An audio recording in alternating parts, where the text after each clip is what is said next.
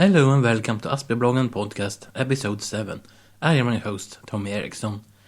In today's episode, it's all about what it's like to podcast without passion. This is a podcast where I bring you my views on things in an attempt to let my voice be heard and to grow my confidence. For so long, I have not voiced my opinions on the things that matter to me, but that will all change now. Some of what I will bring up will be about Asperger and autism-related stuff, since that is what my blog is about. But most will be my opinions on things and what is going on in my life. My website is at aspiebloggen.se. There you will find the show notes for each episode as well as my other blog posts. The blog itself is in Swedish, but this podcast and the corresponding show notes will always be in English. Now let's get started. Today's episode is brought to you by the letter M. So I mentioned David Lewis, who runs the podcast called The Audacity to Podcast before, and how I find it inspiring. Well, I might not have phrased it like that, but I like it. So one thing he has talked much about is pod, or passion, organization, and dialogue, and how those are essential for podcasting. Well, this episode will be all about what it's like to podcast without any of that. I've been watching a video blog called Aspiebloggen on YouTube, and I'm struck by how passionate the host Dave Jones is. I wish I could be like that, but every time I try to read the script, it sounds forced and not at all passionate. Well, that is because I don't really have any passion for things anymore. I mentioned this before in some way, but felt like revisiting the subject. So what is causing my feelings of being down? I can't find the script when I said it, so it must have been in episode 1, which was not scripted. I just tried listening to it and couldn't find the part, and really didn't want to listen to the whole episode. Man, I sure hope I don't lose too many listeners due to how crappy that episode is. Yet I don't want to remove it and put the re-recording there. I want to show a possible progression of my capabilities as a podcaster. So what's going on is that 2 years ago I applied for disability pension. I won't go into the exact reason for it, but since then all my days has been about waiting for a positive notice.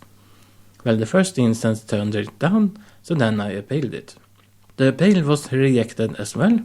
This was in 2013.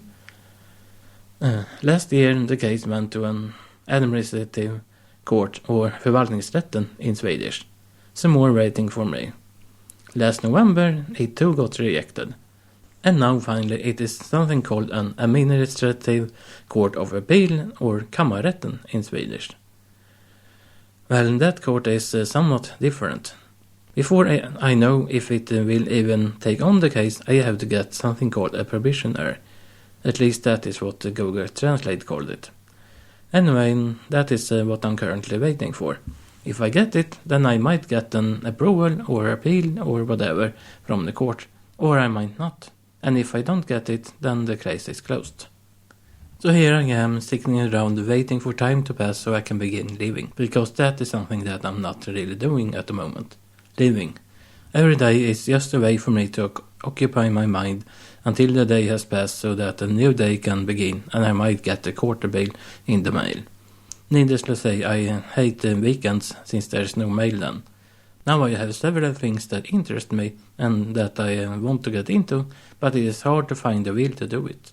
I mentioned the AAV blog before, and I found it when I searched for Arduino stuff on YouTube. I have seen some episodes from it before, which was about how stupid the idea of solar roadways are. The math in that episode made my head spin. I'm not an engineer, but you don't have to be to know that solar roadways will never work. Common sense should be enough.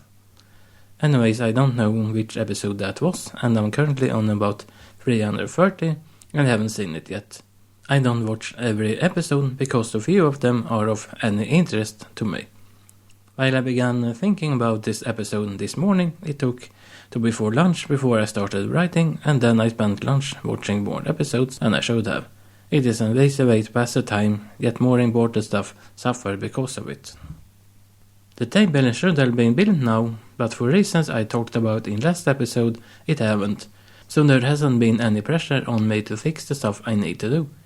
I finally got the wire baskets that I wanted to have in the workshop and built them on Thursday, but it took to last evening before I started making a better look at moving stuff to them.